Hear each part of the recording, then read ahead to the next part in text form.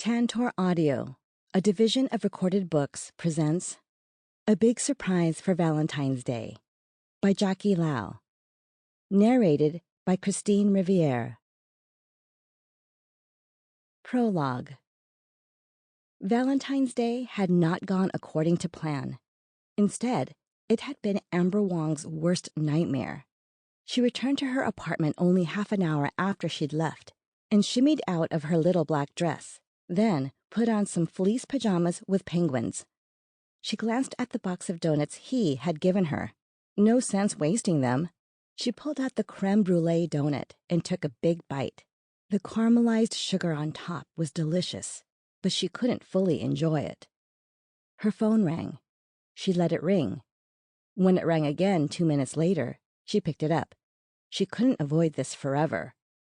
"You and Sebastian?" shouted her grandmother.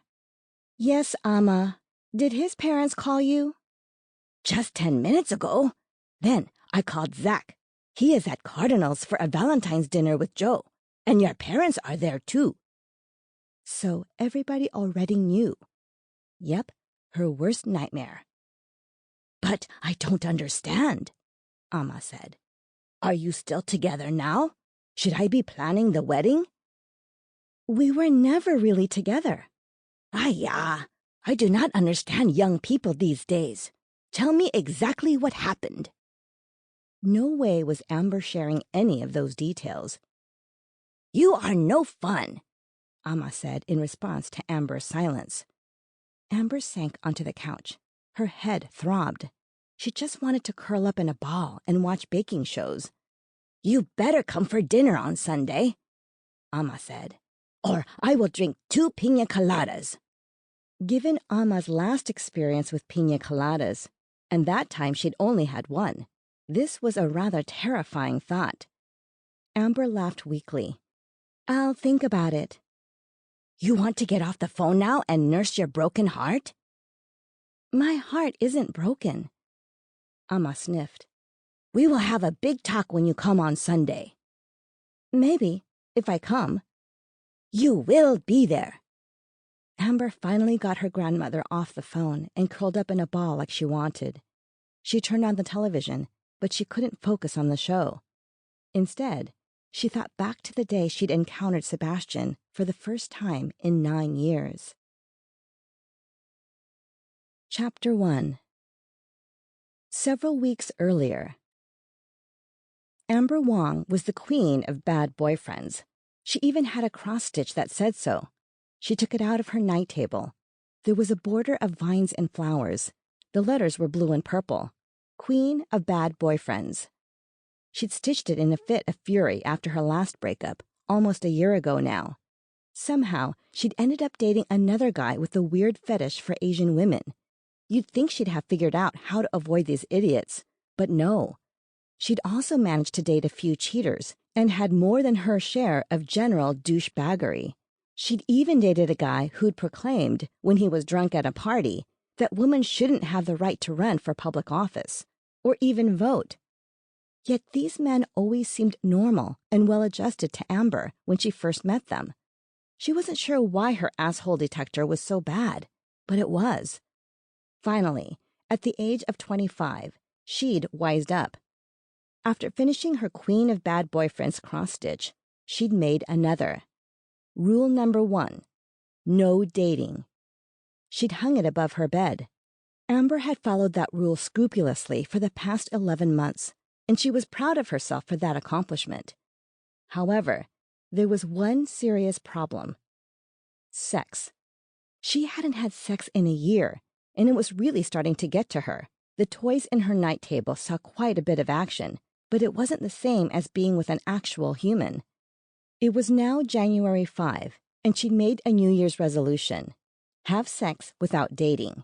She hadn't made a cross-stitch of that, however. Back in university, Amber had had a fair bit of casual sex, but it was harder to meet people her age for a hookup now.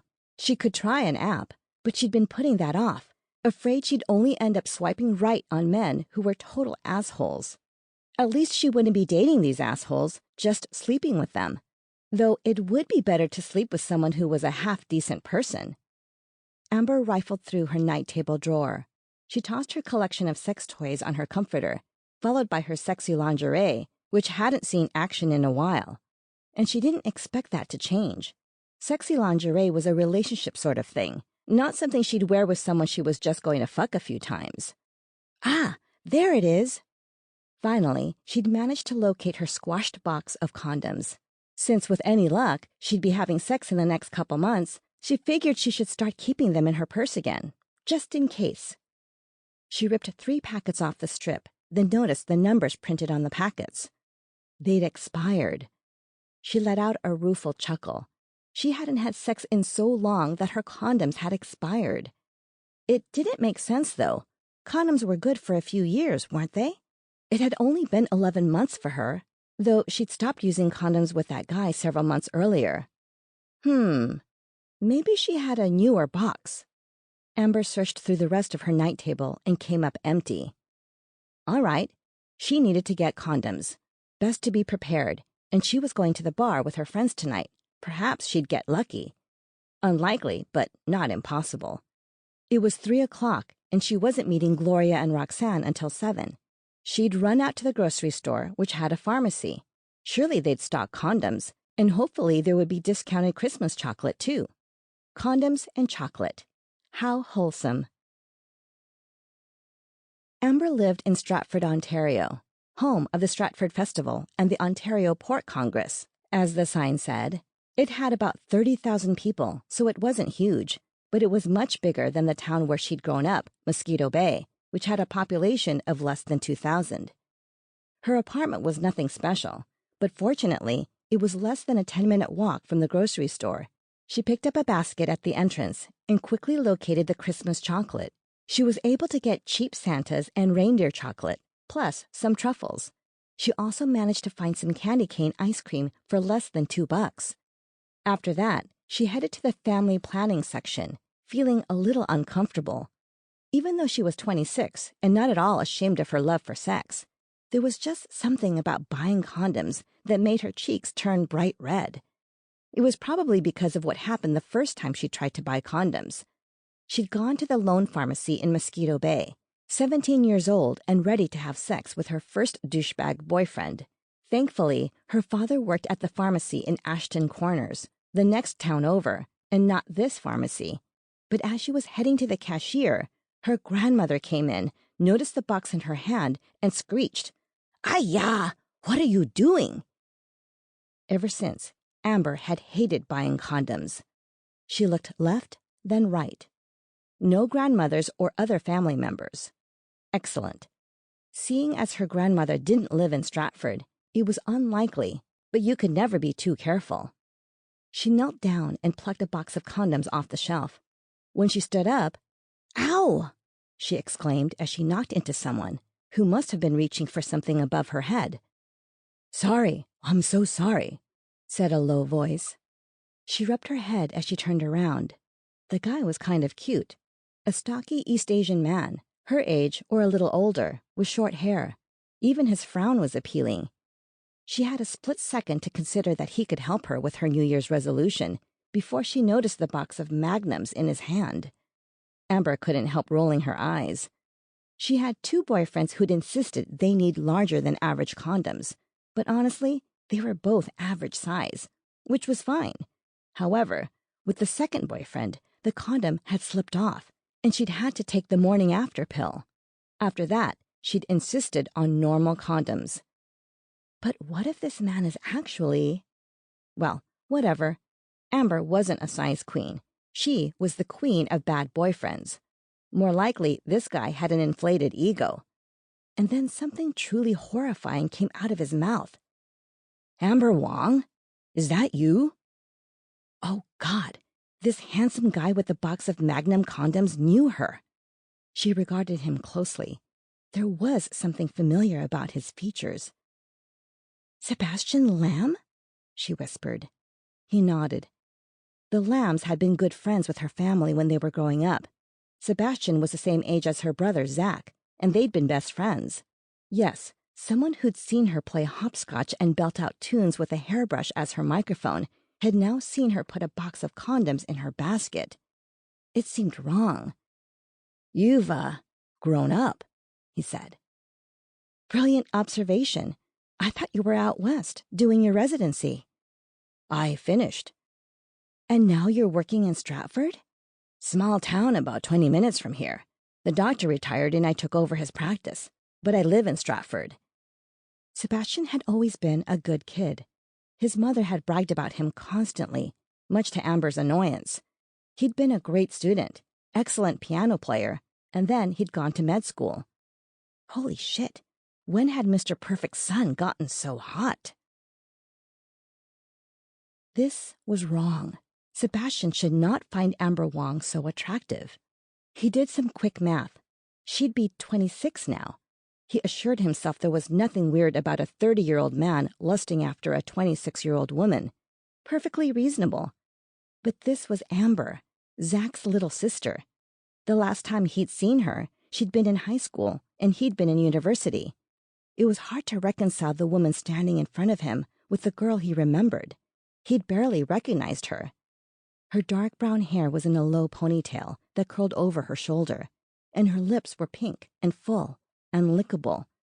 She was still petite, but she had curves that hadn't been there before. Very appealing curves. "You have a romantic night planned?" He gestured to her basket with the box of condoms and a surplus of chocolate. Surely she'd tell him that she had a boyfriend, making her completely off limits. "You think Christmas chocolate and candy cane ice cream on January 5th means I'm planning a romantic night?" He scratched the back of his neck. "I don't know, but condoms." "Useful things to have on hand. Mine expired." He couldn't help chuckling. "What about you?"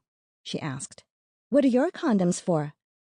She said it casually, as though it didn't matter at all to her, but her gaze traveled over his body, and stupidly, he puffed out his chest.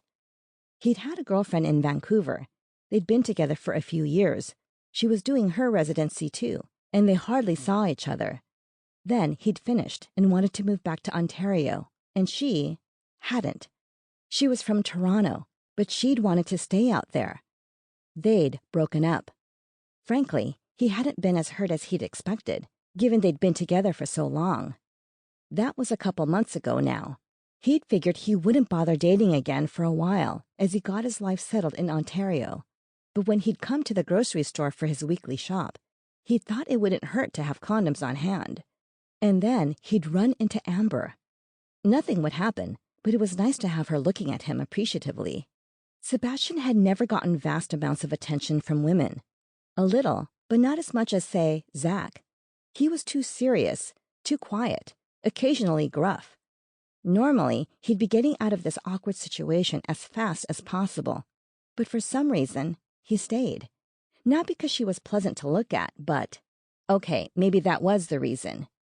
"Best to be prepared," he said with a grunt. "But magnums?" she said. "Please." He frowned. "What's wrong with my choice in condom?" "Men who think they need those almost never do." Well, there were so many lines he could say in response. "Is this from personal experience?" he asked.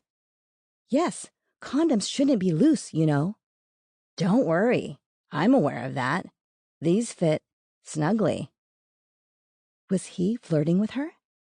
Sebastian was not well versed in the art of flirtation, but this might qualify as such, even if his tone of voice was all wrong.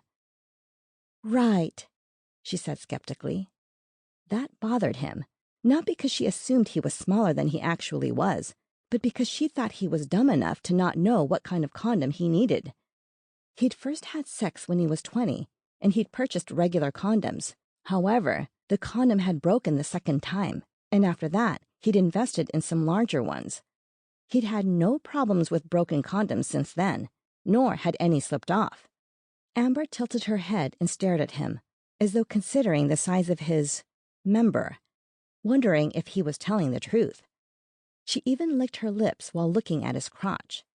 And then Sebastian did something so bold, he later couldn't believe it, though the fact that it didn't require him to speak probably made it easier. He took the condoms out of her basket and dropped in a box of magnums instead. "That's presumptuous," she said. He'd been paying careful attention to her body language. If he'd thought she would have been disgusted, he wouldn't have done it. He managed a casual shrug. I know. You should also know that I'm not interested in a relationship. Neither am I. I just got out of one. I have a tendency to date terrible men, so I'm taking a break from dating. But you miss sex, and you haven't had it in so long that your condom's expired. Yeah. The silence. It was heavy. This was not what he'd expected to happen when he'd arrived at the grocery store. They continued to stand there as a woman walked down the aisle and picked up a bottle of shampoo, followed by some lube, before continuing past. That's a good idea. He grabbed a tube of lube and placed it in Amber's basket.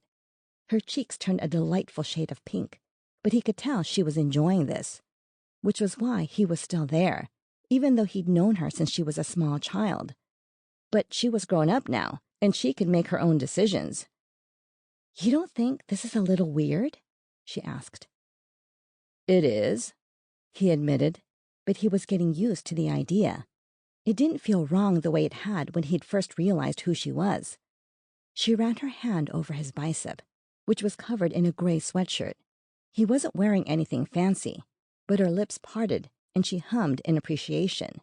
He definitely wanted to feel her hands on his skin. He swallowed. How about this? I'll give you my number, and if you decide you want to find out whether I actually need those condoms... He glanced meaningfully at the box he'd put in her basket. Send me a text, okay? That would give her some time to think about it, give them both some time to think about it, and leave the ball in her court. He slid his hand over her neck, just above the neckline of her sweater, and to his satisfaction, she inhaled swiftly. You should know that I don't care about size, she said. I'm not going to be impressed just because you're apparently bigger than average. He shrugged. I hear you.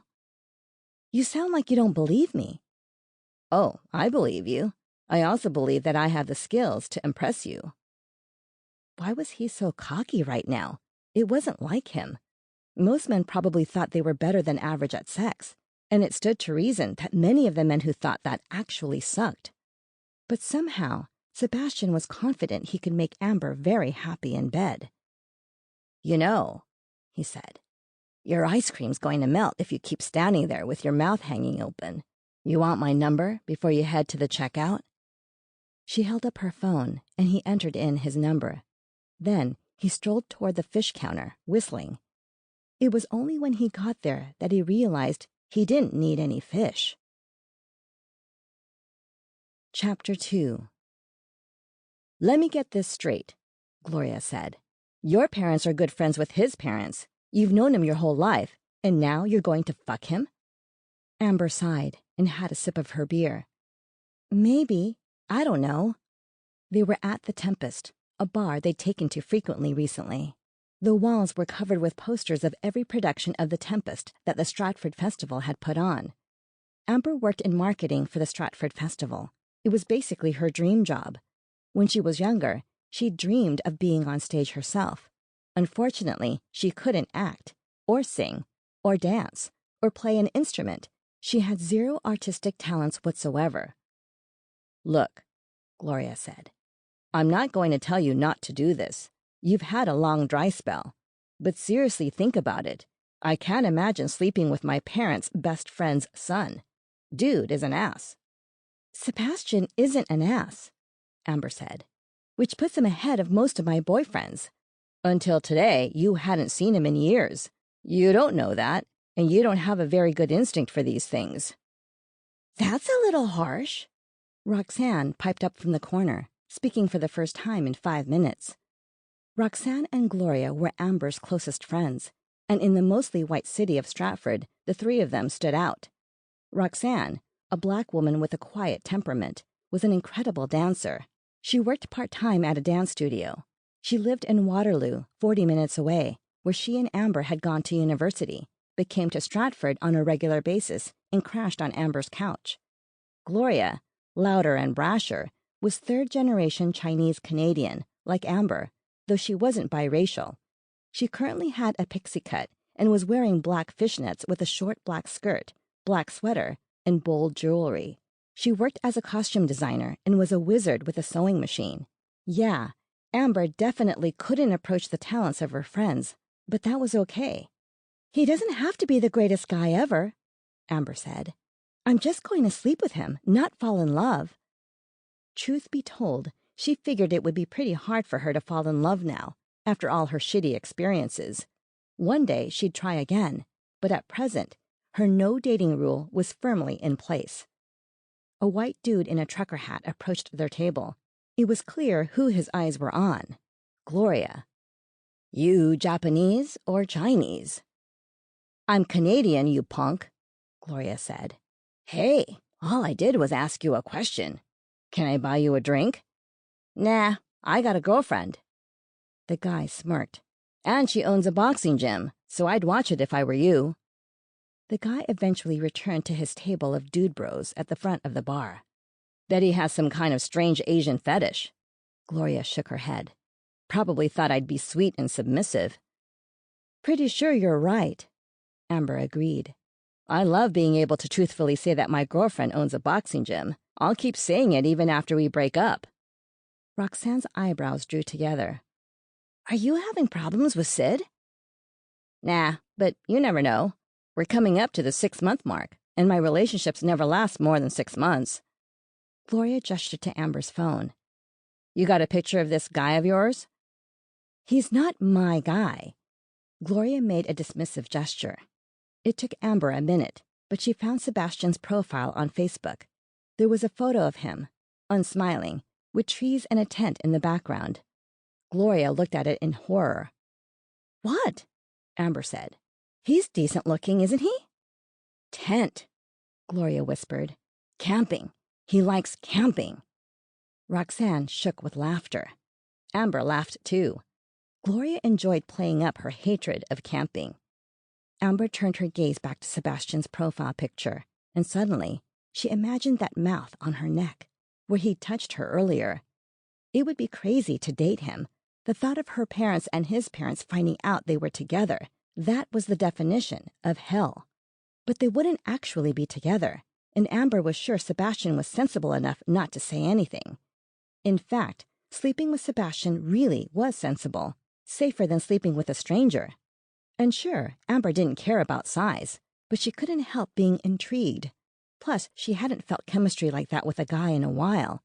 She'd spent a disturbing amount of time thinking about Sebastian since she'd returned from the grocery store that afternoon, and he was certainly a better prospect than any of the guys in this bar. Amid all posters of The Tempest on the bar's walls, there was a poster that was out of place, the Justin Bieber one. Stratford was, after all, his hometown. So Amber did whatever she, Gloria, or Roxanne did when they had a dilemma and were sitting around the Tempest with their drinks. She lifted her beer toward the poster and said, "Justin Bieber, what should I do?"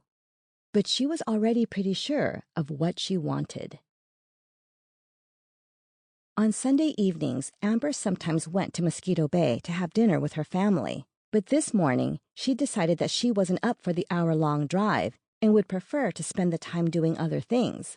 Her family, however, decided to take an impromptu road trip to visit her.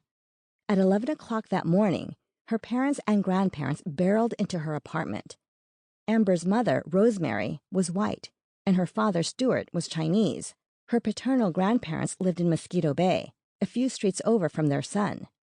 "Happy New Year," Amma said, giving Amber a hug. "You do anything exciting to celebrate?" "Just hang out at the bar with my friends." "Did you dance with any guys?" Amma gyrated her hips as best she could. "No." "Did you kiss anyone?" "No." "Did you get drunk?" "Not very." "Amber, I am disappointed in you.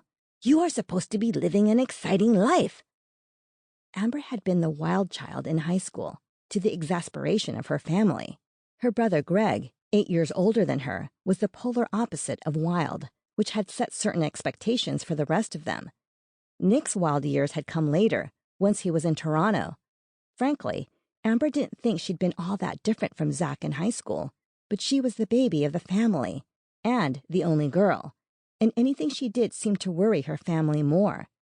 As a result, they'd received a censored version of her exploits in university, as well as her relationships. Now that she had a full-time job and lived on her own, they would sometimes ask her to tell them exciting stories, then be disappointed that she'd never been whisked away for a romantic weekend by a star hockey player, or whatever they expected. In fact, they'd become rather obsessed with her lack of love life lately. "I got you a scarf on Amazon." Aya, her grandfather, held up a piece of cream fabric. "It is a Hamlet scarf." Since she'd started working at the Stratford Festival, Aya had begun buying Shakespeare-related things for Amber.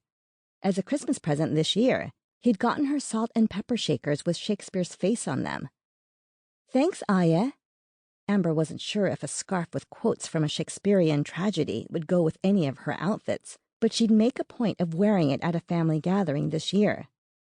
"I brought you some beef stew and butter tarts." Mom handed her 2 containers.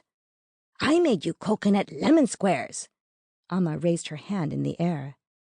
"No, you did not," Dad said. "If you tried to bake, you would have burned down the house." "Wah, I am not that bad at baking." "She didn't start a fire the last time she tried to make them," Aya said. "But she used salt instead of sugar. They were terrible." "Then why don't you make them?" Amma retorted. "I did. You don't remember?" "Huh.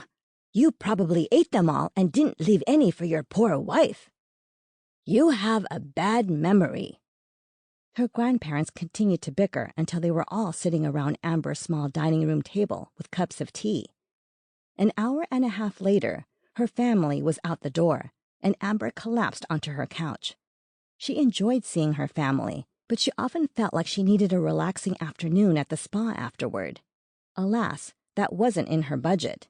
However, she could think of another activity that was very good for stress relief. Sebastian checked his phone. Still no text messages. Well, of course there weren't any. If he'd gotten a text, his phone would have vibrated to tell him so, and his phone had never been more than a foot away from him for the past 20 hours. It was Sunday afternoon. Sebastian had made himself fried rice for lunch, and now he was relaxing with a mug of tea and a book on his recliner. At least he was supposed to be relaxing, but he kept checking his damn phone every 5 minutes. Even when he wasn't looking at his phone, he was having trouble concentrating on his book. He kept thinking about sliding his hands through Amber's hair, maybe pulling it a little if she was into that. He would ask her what she liked. But it had been almost a day, and he was worried she wouldn't contact him.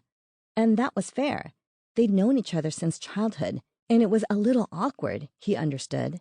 He wouldn't blame her if she decided against it. Still, he was hoping. Sebastian nearly jumped out of his chair when his phone finally vibrated. He couldn't help feeling disappointed when he saw that it was his sister. He was about to put his phone back on the table, but then it vibrated again. "Hi, it's Amber. I'm interested. Are you free this afternoon?" Chapter 3. Amber considered changing into a more revealing top, but she didn't want to make a big deal of this, so she left her sweater on, though she changed from her frayed pajama pants into a pair of jeans. Her phone rang. Sebastian was here. Her heart beat a little quickly as she buzzed him in. A minute later, he was standing inside her door, his large frame making her apartment seem small. Yeah, she definitely still wanted him. It hadn't just been a quirk of her brain that had found him attractive yesterday. But although Amber had had a lot of sex before, and a decent amount of casual sex, it had never seemed quite as awkward as it did now. "Hi," he said. Hi." She paused and glanced toward the bedroom. "Let's lay down a few ground rules. This is just sex, and under no circumstances will our parents find out about it." "Agreed." This seemed so transactional. Shit, was it going to be too weird? He scratched his chin.